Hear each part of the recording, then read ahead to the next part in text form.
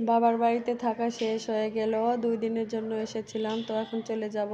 ওদেরকে রেডি করে দিয়েছে, এখন এই তো রওনা দিব আমরা আত্রাইয়ের উদ্দেশ্যে। তো আত্রাই চলে আসলাম, যে বাসে যাব বাসটাতে মানে সিট বুকিং হয়ে গিয়েছে। এখন কি উপায়, তো সিএনজিতে উঠে পড়লাম, সিএনজি ডাইরেক্ট রাজশাহীতে যাবেন। তো আমার 2 ছেলেটাকে বসিয়ে রেখে ওরা বসেছিল, শান্তভাবে বসেছিল। তারপরে এই তো সিএনজিটা ছেড়ে দিল, প্রায় 30 মিনিট লেট ওখানে, কারণ সিএনজি না ভরলে তো যায় না, এই জন্য দেরি হয়ে গিয়েছে 30 মিনিট। তো রাজশাহীতে ঢুকে পড়েছি, এটা খড়খড়ি না চরচরি কি বলে, সেখানে চলে এসেছি।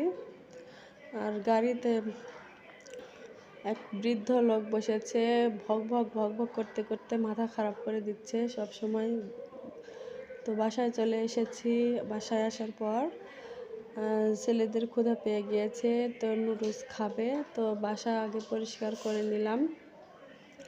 অনেক নোংরা হয়েছিল কয়েকদিন না থাকার কারণে, এই জন্য আগে পরিষ্কার করে তারপর নুডলস রান্না করে দিচ্ছি। কারণ দুজনে একটু খাবার খেয়ে একটু শান্তভাবে বসে থাকবে। তো এই যে আমার নুডলস রান্না করে এইভাবে ডিমটা করে নুডলসটা সিদ্ধ করেছি, দিয়ে দিলাম। নুডলস রান্না শেষ করে দুজনকে 2 বাটিতে নুডলসটা উঠিয়ে দিলাম, কিন্তু ওরা একসাথে বসে খাবে না, দুজনে শুধু ঝামেলা করছিল। তো সেই জন্য আমি একজনকে বাইরে দিলাম টেবিলে, খেতে পারছে না, তারপরেও একা খেতে চাচ্ছে। তো বসছে যে কেমন করে এইভাবে বসে খাচ্ছে। তো যাই হোক, একজনকে বাইরে দিলাম আর একজনকে ভিতরে দিলাম।